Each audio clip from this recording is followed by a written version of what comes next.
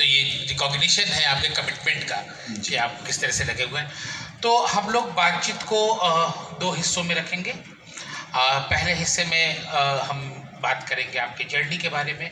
आप मुंबई कैसे पहुँचे, दिल्ली में आपका कैसा परवरिश रहा, कहाँ से निकले आप, क्योंकि अभी आप बगल में, जैसे रवि किशन जी कह रहे थे कि बगल में रंगमंच का भी एक चल रहा है एक कार्यक्रम। तो कई लोग होते हैं जो छोटे शहरों से निकलते हैं मुंबई जैसे शहरों में जाने के लिए, तो हम वहीं से शुरू करेंगे। तो जब दिल्ली में आप थे और दिल्ली यूनिवर्सिटी में थे, तो क्या तब से ही आपने सोच के रखा था कि आपका ये करियर होगा, या ये बाई चांस हुआ कि ऐसा आपको मौके मिल गए? नहीं, बाई चांस तो नहीं हुआ, वो जैसे बोलते हैं ना, विधि का विधान था। मैं दिल्ली में पैदा हुआ, पला बड़ा। मेरे माता पिता लाहौर से आए थे 47 में, पार्टीशन जब विभाजन हुआ देश का तब, और उनका मशीन टूल्स का बिजनेस था, और एक बहुत ही मिडिल क्लास पंजाबी फैमिली जो कंफर्टेबल थे। मतलब बेसिक जो होता है वो आए, तो वो हमने तो कहानियाँ सुनी कि एक शब्द पंजाबी इस्तेमाल करते थे, उजड़े पुजड़े आए सी, मतलब बिल्कुल कुछ नहीं था पास में। पर ये भी बात सच है कि मैंने जब होश संभाली तो जो बताया गया 62 में मेरे फादर ने कार भी ले ली थी, तो बेसिक उन्होंने कर लिया था जो एक बेसिक होता है मिडिल क्लास का। और थिएटर में, एक्टिंग में इस तरह का कोई रुझान किसी का फैमिली का नहीं था। अगर मेरे भाई बहनों ने कभी स्कूल कॉलेज में कुछ किया हो कॉलेज में, तो स्कूल में मैं उसके बारे में नहीं जानता हूँ। मुझे स्कूल के आखिरी जब कुछ 1 साल बचा था 10वीं 11वीं के टाइम, मेरा एक पड़ोस का दोस्त जो बचपन का दोस्त था, उसके स्कूल में, मॉडर्न स्कूल में बहुत थिएटर होता था, और कुछ एक्स मॉडर्नाइट्स जो मॉडर्न स्कूल पास कर चुके थे, उन्होंने थिएटर ग्रुप्स भी बनाए थे, तो वो इस तरह से मुझे एक थिएटर ग्रुप में ले गया। और ये भी बात सच है क्योंकि मुझे उस तरह के थिएटर का कोई ज्ञान नहीं था। हमें सप्रू हाउस पता था क्योंकि वहाँ चिल्ड्रन फिल्म सोसाइटीज़ की फिल्में होती थी, और बंगाली मार्केट पता था क्योंकि वहाँ हम चाट और गोलगप्पे खाने जाते थे। बाकी त्रिवेणी और श्री राम सेंटर और नेशनल स्कूल ऑफ ड्रामा, ये सब के बारे में मुझे कोई ज्ञान नहीं था।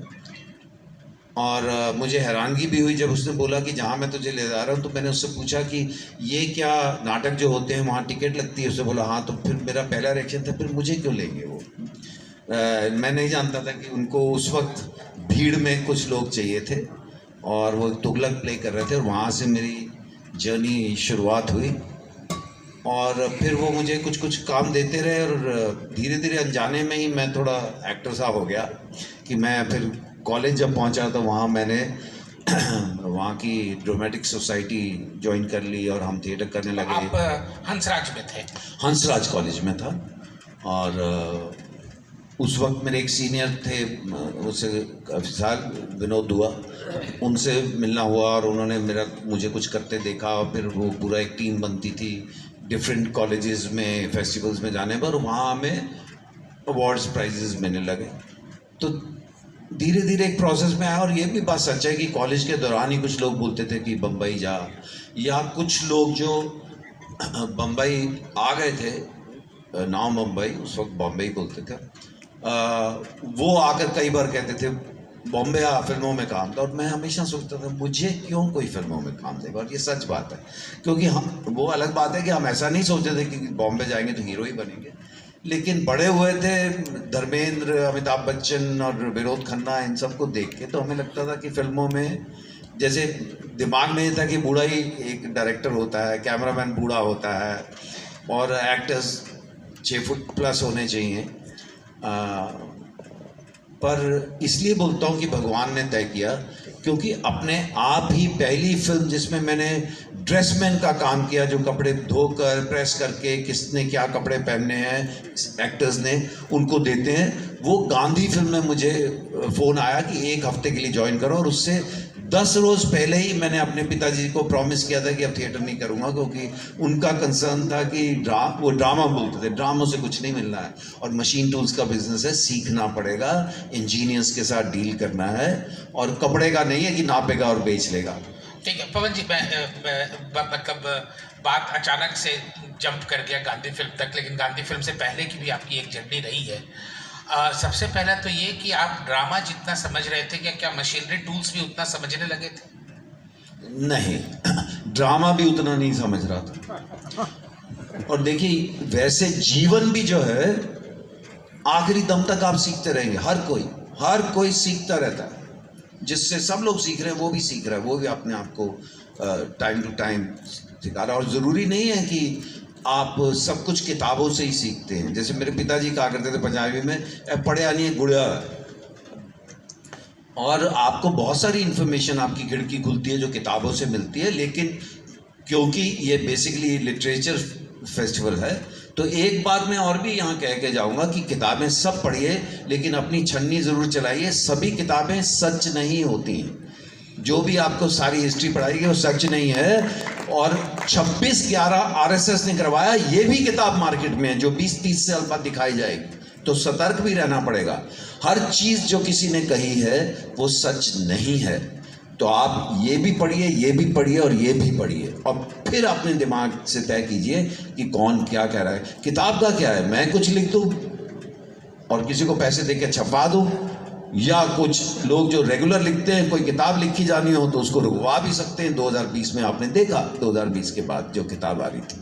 तो ज्ञान लीजिए जहाँ से भी मिले, लेकिन हर कोई जो बात कह रहा है या हर छपी हुई चीज़ सच है ऐसा भी नहीं है, तो अपना सतर्क रहिए। तो ज्ञान तो भाई ठीक है, किताब प्राइमरी है, लेकिन अपना ज्ञान अपने मन को, मतलब खुद को भी तैयार रखना चाहिए ये समझने के लिए कि मैं क्या उठा रहा हूँ पढ़ने के लिए। लेकिन आपको तो ये ज्ञान हो गया था कि करियर हो सकता है ड्रामा में, एक्टिंग में, सिनेमा में, जब आप मंडी हाउस के इर्द गिर्द घूमने लगे थे।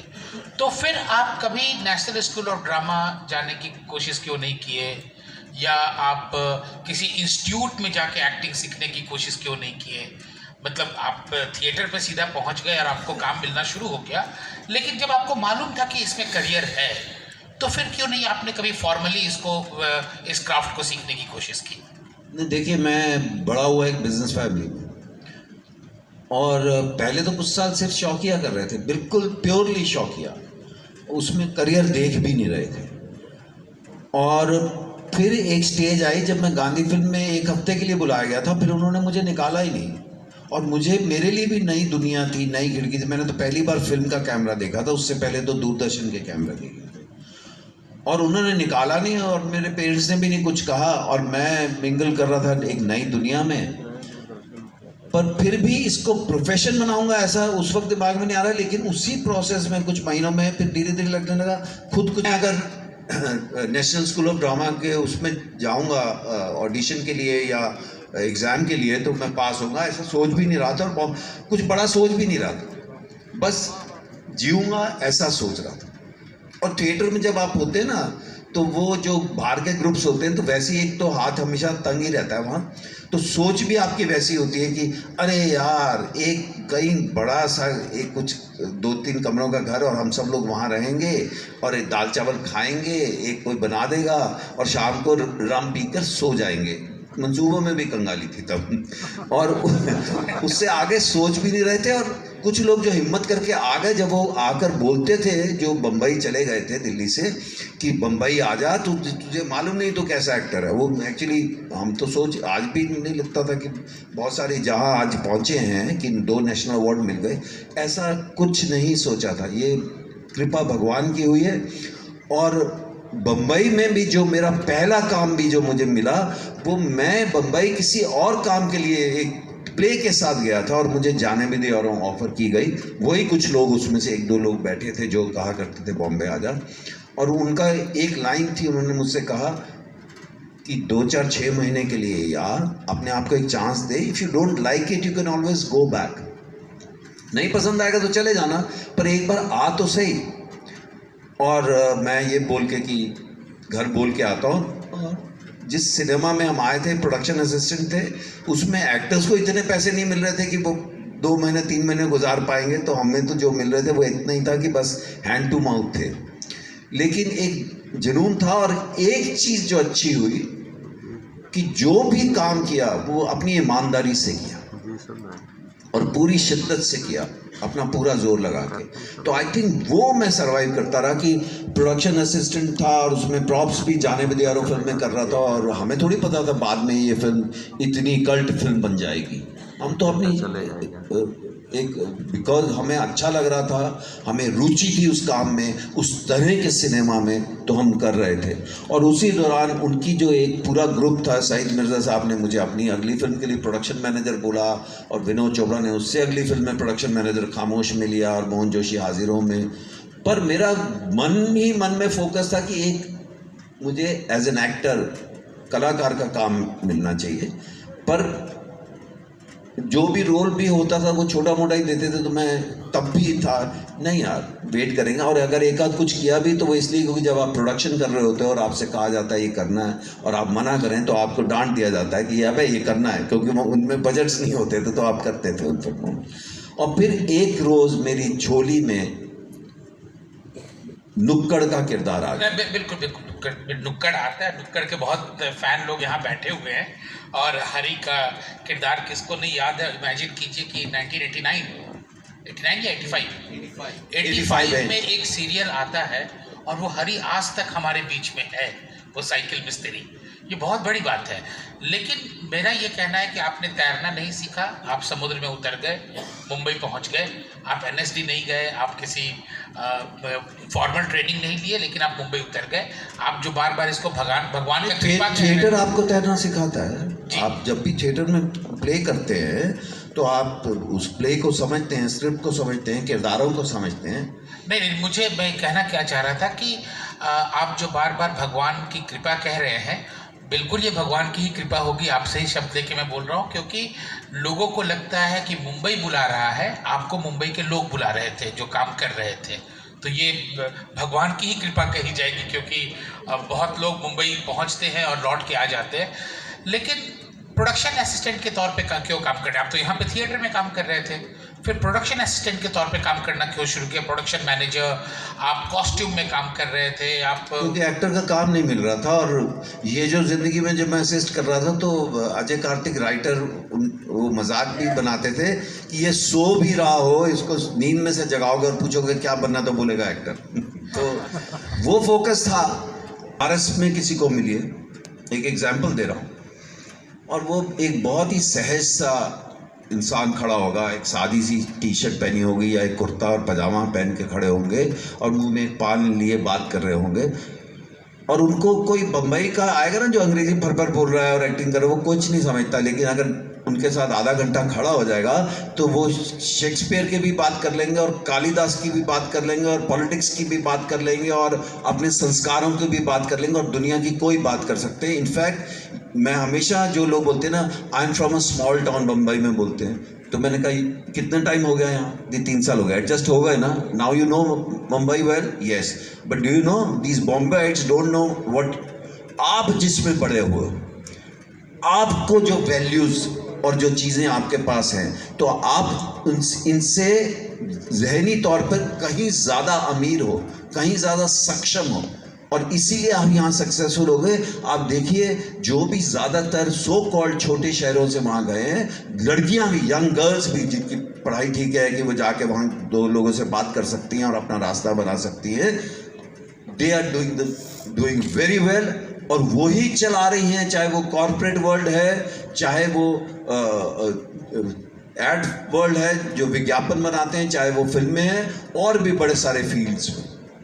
और जो बड़े 10 स्कूल हैं ना, जिन दून और ये सब, आप ज़्यादातर देख लीजिए, वो सिर्फ वाइट कॉलर पैदा करते हैं।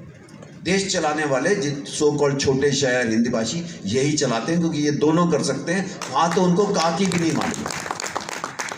हमारे जैसे लोग जो दिल्ली में पढ़े, मेरी कोई भाषा अच्छी नहीं, ना मुझे पंजाबी अच्छे से आती है, ना अंग्रेज़ी अच्छे से आती है, ना हिंदी अच्छे से आती है।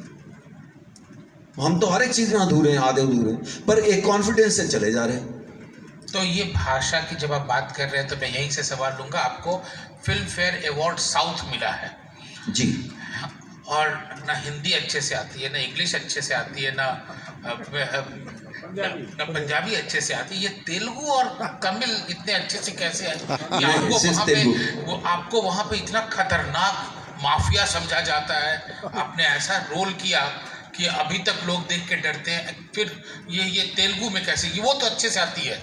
नहीं वो मैंने जैसे मदरसे में आप लोगों को देखते थे ऐसे हिल के कुरान पढ़ रहे हैं ऐसे करके वो स्क्रिप्ट, मैं गया तो 10 दिन पहले था, पर उससे कहीं थोड़ा उनका डिले हो गया तो मैं रटता रहा और उसमें ब्लैंक भी हो जाता था। फिर किसी को बिठा के, राजमौली जो एक बहुत बड़े फिल्म मेकर हैं, उनकी पत्नी में उनकी कज़न थी मेरे प्रोड्यूसर की, वो मैं बोलता था कि मुझे मालूम होना चाहिए मैं क्या बोल रहा हूँ, और ऐसा नहीं कि उस फिल्म में बहुत पैसे थे, पर एक बार हाँ बोल देता हूँ तो पूरी शिद्दत से करता हूँ और एक टाइम पे एक ही काम करता हूँ।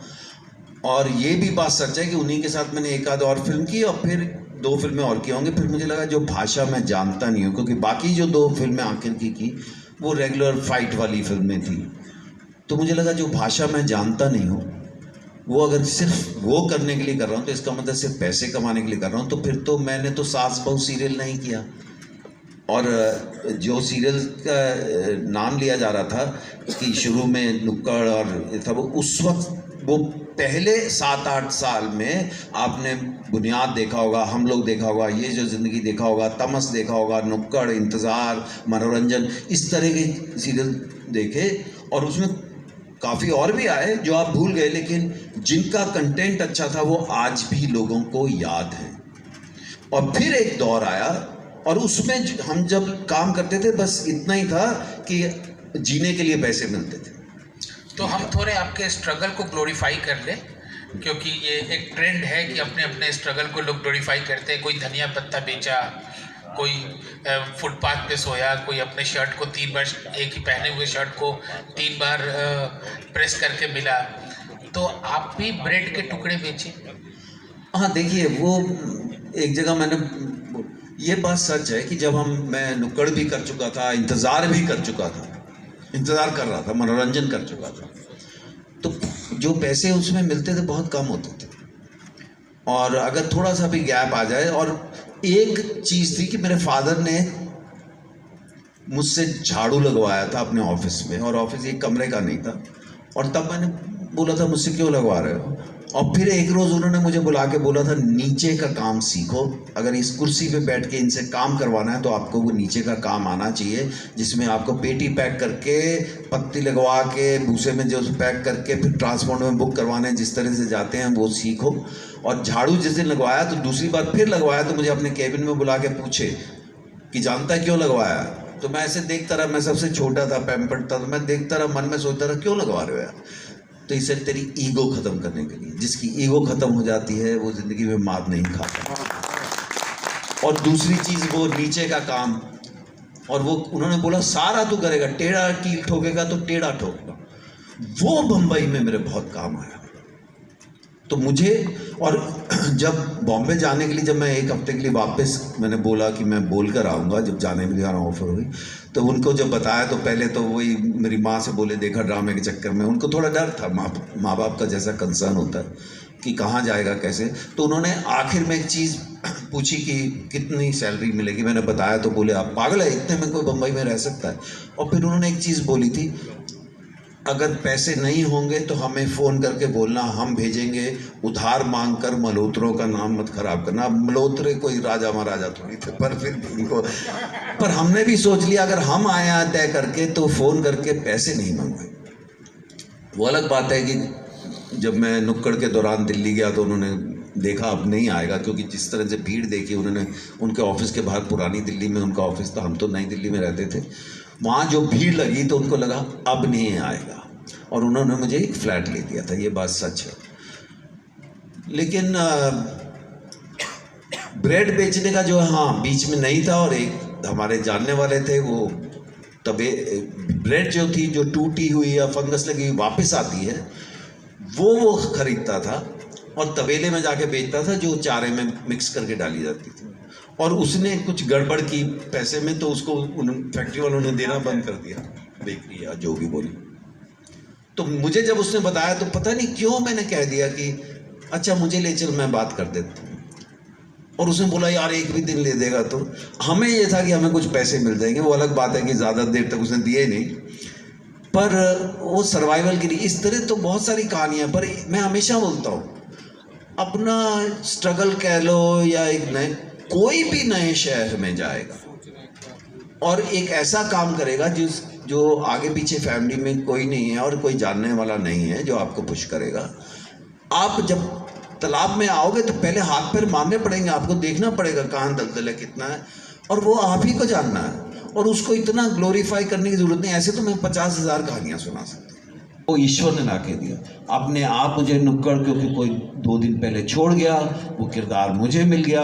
वो किरदार पहले 2 एपिसोड में था भी नहीं, या जिन एपिसोड में था कम था, लेकिन जितना भी था वो ऑडियंस के साथ वो किरदार हिट हो गया। वैसे तो नुक्कड़ के सभी किरदार हिट थे ना, लेकिन कुछ थोड़े 3-4 ज़्यादा स्टैंडर्ड हुए थे। और फिर वहाँ से एक जर्नी चली, वो भी बड़ी रोलर कोस्टर राइड थी। ऐसा नहीं है कि वहाँ से फिर स्मूथ चल पड़ा। फिर एक काम होता था, फिर नहीं होता था, फिर होता था, फिर नहीं होता था, जितना होता था उतना नहीं चलता। पर हमने तय कर लिया, जैसे मेरे पिताजी ने मुझसे कहा कि यहाँ तेरे को ब्रांच खोल दूँ, जब घर लेके दिया, मैंने कहा अब मैं यही करूँगा। महीने के चाहे 500 मिले, साल के 5 लाख मिले या 5,000 मिले, करोड़ तो सोचते भी नहीं थे, सच बात ये। तो 85 में आप स्थापित हो चुके थे पब्लिक के बीच में जी, और लोग आप जहाँ जा रहे थे, आप घर पे पहुँचे तो जो भीड़ लगी चांदनी चौक और पुरानी दिल्ली में, वो बहुत चावड़ी बाजार में वो सब जगह छपा था, सबने देखा था। फिर 89 आता है और आप छोटे पर्दे से बड़े पर्दे की तरफ जाते हैं। बाग बहादुर, सलीम लंगड़े पे मतरो, पहले फिर बाग, अच्छा पहले सलीम लंगड़े पे मतरो और फिर बाग बहादुर, और फिर आप स्थापित होते हैं बड़े पर्दे के कलाकार के तौर पे। आप अपनी ज़िंदगी की कौन सी ऐसी 5 फिल्में हैं जिस पे हमसे यहाँ पे बात करना चाहेंगे, क्योंकि बॉडी ऑफ वर्क बहुत लंबा है, हर एक फिल्म पे हम लोग बात कर भी नहीं सकते। कौन सी ऐसी 5 फिल्में हैं जिस पे हम लोग बात करना चाहेंगे? ये तो आप तय कीजिए। सलीम लंगड़े पे मतरो जी, वो मेरी पहली film as a hero, main lead किया, पहले सीन से लेकर आखिरी सीन तक वो किरदार है। और मैं सईद मिर्ज़ा साहब का प्रोडक्शन मैनेजर होता था। फिर वो नुक्कड़ भी जो मुझे मिला वो इस तरह से कि 2 दिन पहले कोई छोड़ के गया, पर वो किरदार ठीक चला और जितना काम किया वो भी लोगों ने थोड़ा अप्रिशिएट किया। फिर उसके बाद मनोरंजन और इंतज़ार किया। फिर ये बीच बीच में खाली रहते थे, कुछ बीच बीच में काम नहीं मिलता था, कुछ चलता रहता था। और सईद साहब लिख रहे थे सलीम लंगड़े पे मतरो, ओरिजिनल नाम करीम लंगड़े पे मतरो था, बाद में सलीम किया गया। तो मैं उनका प्रोडक्शन मैनेजर रहा था मोहन जोशी हाजिरों में। उसी इलाके में 2 टांकी वगैरह जो इलाका है डोंगरी, जे हॉस्पिटल के पास में, वहाँ से ज़्यादातर स्मगलर्स आए हैं बॉम्बे के। तो उसी एरिया में वो पता चला स्क्रिप्ट लिख रहे हैं, कभी कभी आके हम मिलते थे, वो बात करते थे। तो एक रोज़ मैंने उनसे कहा भी कि सर मैं आपके साथ चलना चाहूँगा। ऐसी ही रात को मैं जुए के अड्डे और ये सब जो वो घूमते थे अपनी स्क्रिप्ट के लिए, एक रिसर्च वर्क के लिए, उसके लिए मैं साथ में गया था। पर तब मैंने कभी सोचा भी नहीं था कि इस फिल्म में मैं एज ए एक्टर होऊंगा या मैं किस तरह की भूमिका निभाऊंगा। वो तो नसीरुद्दीन शाह को दिमाग में रख के लिख रहे थे और फिर बाद में उन्होंने किसी और एक्टर को अनाउंस किया था। फिर पर वो घूम फिर के वो मेरी झोली में आया, क्योंकि एक रोज़ मैं उनके यहाँ दफ्तर में गया और उन्होंने मुझसे कहा कि यू आर प्लेइंग सलीम। और ये सच बात है कि मैं हैरानगी से उनको देखा, क्योंकि मैं तो शायद अपने आप को बिना कास्ट करता अगर कर रहा होता। और मैंने बोला I you sure Saeed, this is a very important film for you.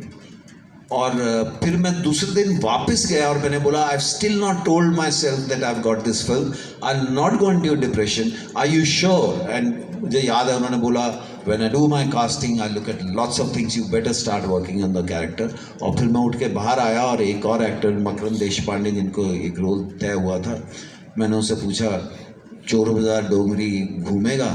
चल मैं लेके चलता हूँ तुझे। उसके बाद मैं सिर्फ वहाँ घूमता था, लोगों को देखता था।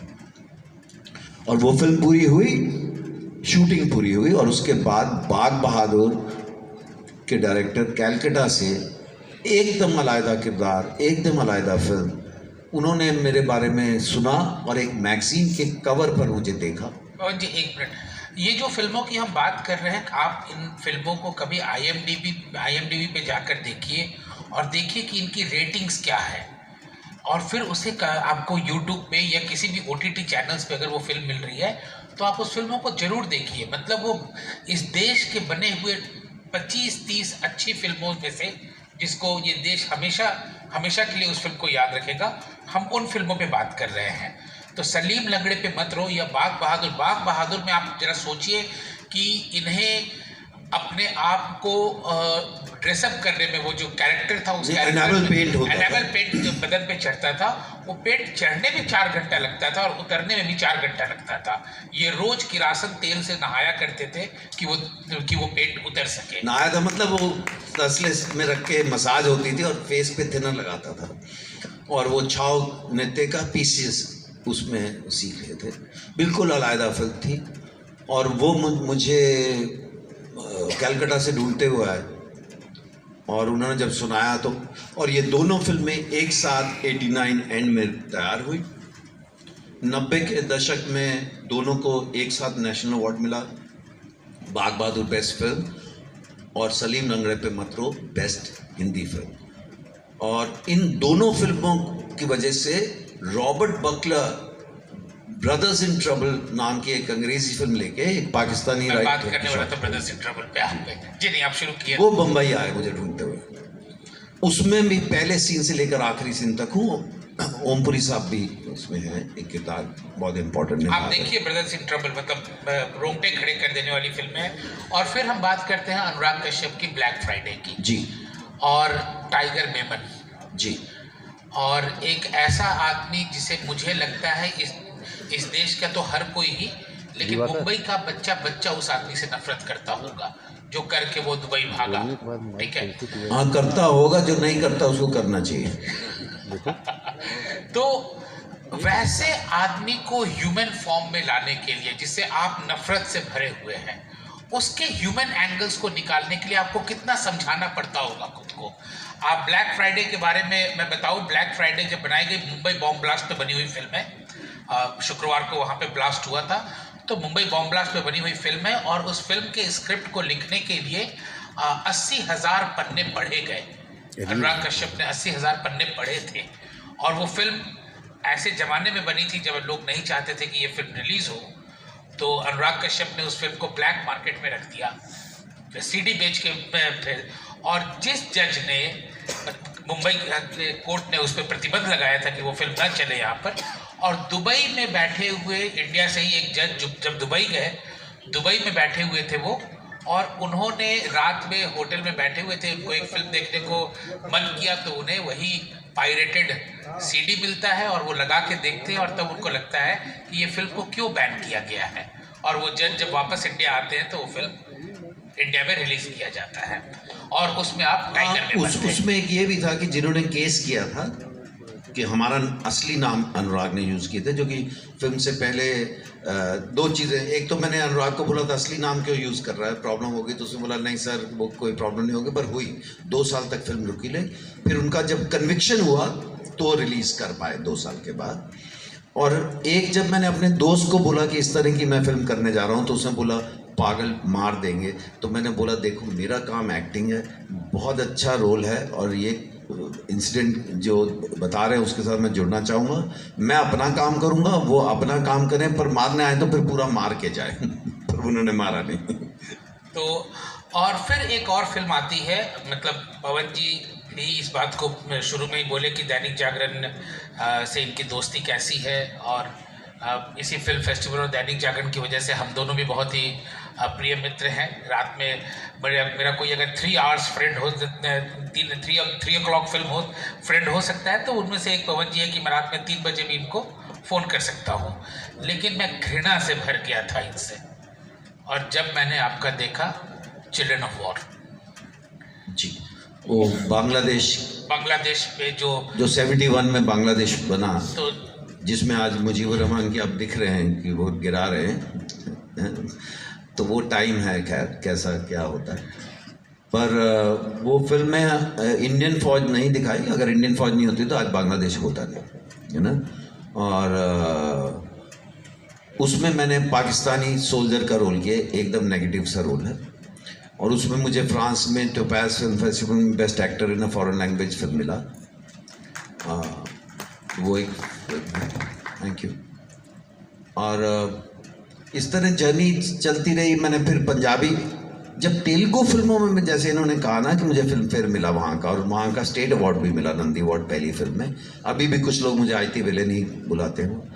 वो 2002, आज से कोई 23-24 साल पुरानी बात है। तो मेरे मन में आया कि यार मैं पंजाबी हूँ और पंजाबी फिल्म में तो कोई आती नहीं है, और कोई अच्छी फिल्म पंजाबी आनी चाहिए। और फिर थोड़े टाइम के बाद मेरे पास पहली पंजाबी फिल्म आई, पंजाब 1984। उस फिल्म की वजह से दलजीत दोसांझ को हिंदी फिल्म में मिलनी शुरू हुई, वहाँ से वो नोटिस हुआ। और उसमें मैंने बैक टू बैक, जैसे यहाँ सलीम लंगड़े पे मतरो और बाग बहादुर दो अलग थी, ईश्वर की ऐसी कृपा हुई कि वो फिल्म की, और उसके ठीक 14 दिनों के बाद उसी दौरान मुझे वो फिल्म मिल गई थी। मैंने ए जन्म तुम्हारे लेखे एक फिल्म की, जिन्होंने पिंगलवाड़ा बनाया है। वो एकदम साधु किस्म के आदमी, बल्कि पंजाब में तो उसको धार्मिक फिल्म बोलते हैं वो लोग। नहीं, मैंने विटनेस किया है हमारे जागरण फिल्म फेस्टिवल में, जब ये फिल्म चल रही थी, पिंगलवाड़े वाली फिल्म जो चल रही थी, तो जिस तरह से लोग आए थे उन्हें ऐसा लग रहा था कि वो किसी गुरु की ही फिल्म देख रहे हैं। मतलब सर पे रुमाल और सर पे आंचल रख के लोगों ने इस फिल्म को देखा था। तो ये मेरा अपनी आंखों से देखा हुआ है इस पे। तो सर, आपकी फिल्मों की जर्नी ठीक रही क्या? इस बीच रोड टू संगम की हम लोग बात कर सकते हैं कि रोड टू संगम में पहचान में ही नहीं आ रहा है कि ये सलीम कि ये पवन मल्होत्रा जी पहचान में नहीं है। बहुत सारे जानने वालों ने नहीं पहचाना, और बहुत सारे लोगों ने सोचा कि ये आवाज़ किसी और ने डब की हुई है। और एक दो एक्टर्स ने तो, यंग एक्टर्स ने ये भी बोला, पर ऐसा रोल आपने क्यों किया जिसमें आपको पहचानेंगे नहीं लोग। मैंने बनाया वो इस तरह की पहचाने नहीं। हम किरदार इसलिए नहीं करते, कैसे जैसे ये भी पूछा गया, ये फिल्म जब आपने की आपको पता होगा कि आपको नेशनल अवार्ड मिलेगा। नहीं भाई, हम जब फिल्म कर रहे होते हैं तो ये थोड़ी सोचते हैं कि ये अवार्ड मिलेगा। या जैसे मुझे अगर कोई फ़ोन करके कहता है ना कि फेस्टिवल के लिए ये फिल्म बना रहे हैं, तो मैं बोलता हूँ आपके लिए कदमी नहीं है फिल्म, क्योंकि आपने पहले ही सोच लिया 2, 4, 5, 10, 15 हज़ार लोगों को दिखानी है। फेस्टिवल तो एक हिस्सा होगा, बाद में अगर उसमें चली गई तो ठीक है। पहली चीज़ तो आप फिल्म बनाते हैं कि थिएटर में चलाएंगे उसको, या OTT के लिए अगर पहले से पास हुई तो OTT पे आएगी। लेकिन आपने यही सोच लिया कि फेस्टिवल के लिए चलाएंगे। नहीं भाई, वो तो एक बाय प्रोडक्ट है। तो ये जो आप मतलब आप जिस तरह की फिल्मों की हम बात कर रहे हैं, उसमें लगातार अनुराग की फिल्म हो, सईद मिर्जा की फिल्म हो, या रोड टू संगम हो, सब में एक प्रोडक्शन का थोड़ा तंगी सा रहता है। जी जी, है ना। और फिर आप आते हैं जब वी मेट, मिल्खा सिंह, भाग मिल्खा भाग जी। तो ये ट्रांजिट क्या है? मतलब ये कैसे एडजस्ट करते हैं फिर हम लोग इस पूरे स्टार कास्ट के बीच में? मतलब कुछ फिल्में ऐसे हैं जो आपके कंधों पर ही चल रही है, और फिर आप आते हैं एक ऐसे बड़े से स्टार कास्ट के बीच में, आपको अपने आप को स्थापित करना है। आप जानते हैं कि कैमरे का फोकस कोई और है इस समय, लेकिन कैसे चुराते हैं उन पलों को? नहीं, कुछ नहीं, मुझे सिर्फ अपना काम करना है। कौन सामने खड़ा है वो अपना किरदार निभाएगा, मैं अपना किरदार निभा रहा हूँ ना। मैं इस बारे में बिल्कुल सोचता भी नहीं हूँ, बल्कि आपको सच बता दें, शेयर भी कर लेता हूँ, अभी तक किया है। जब अगर भाग मिल्खा देखी हो किसी ने, तो एक सीन है जिसमें वो कोट पहनता है, ब्लेजर पहनता है इंडिया का, और वो लड़के आके उसको ह्यूमिलेट करते हैं, मारते हैं, और मैं आता हूँ। तो सुबह ब्लॉकिंग के टाइम जो रिहर्सल हुई, तो वो लड़के, उनकी बॉडी लैंग्वेज थोड़ा हिचक रहे थे, उनके दिमाग में कि एक स्टार उनके सामने खड़ा है। और मैंने बल्कि फरहान से बोला भी कि just give them a hug, so that मैं हमेशा सोचता हूँ कि सारे जो भी 3, 4, 5 लोग, 2 लोग, 3 लोग जो भी एक सीन में हैं, सब रिलैक्स होना चाहिए, सब अपना अपना। और ये जो कहा जाता है ना, फलाना फलाने को खा गया, ऐसा कोई टर्म नहीं होता। आप 4 लोग हैं सीन में, आप चारों अपना अपना किरदार निभाइए, तभी सीन सही बनेगा। नहीं तो एक भी कड़ी लूज होती है तो ढीला हो जाता है। मेरा ऐसा विचार है। तो वो तब भी थोड़ा थोड़ा स्टिफ थे, तो फिर मैंने उनको बिठा के बोला, आप मन ही मन बोलते रहो इस स्टार को सोच के कि 10 बार ही बोलो ये बेवकूफ़ सा है, मैं से बेहतर हूँ, ये बेवकूफ़ सा है। आपने उसको ह्यूमिलेट करना है, तो बॉडी में ऐसा ना लगे ये डायरेक्टर बोल रहा है और हम कर रहे हैं। तो वो बहुत ज़रूरी है। आप बिल्कुल मत सोचिए। हाँ, हम किसी की इज्जत कर सकते हैं उनके अचीवमेंट के लिए, या उनके काम को अगर हम उसकी अच्छा समझते हैं, या वो हमसे सीनियर हैं, या वैसे भी हर एक से आप कह के इज्जत से बात करनी चाहिए, लेकिन उनसे डरना नहीं है। आपको अपना काम करना है, आप अपना काम कीजिए। आप अपने किरदार को पकड़ के रहेंगे ना, तो आप कभी रॉन्ग नहीं जाएंगे, और वो एक बहुत ज़रूरी चीज़ है। आप अपना किरदार पकड़ के चलिए, कैमरा और सेटअप बाकी क्या है। एक बार सेट पे जब आ जाते हो ना, तो चाहे छोटा सेटअप हो चाहे बड़ा हो, सिर्फ ये हो सकता है कि यहाँ पर अगर कुछ गड़बड़ होती है तो टाइम थोड़ा ज़्यादा है, 2-4 टेक्स और किए जा सकते हैं। रोड टू संगम में हमारे डायरेक्टर के पास इतना ही टाइम था कि आज एक दिन में उनको इतना ही ख़त्म करना है, वो तो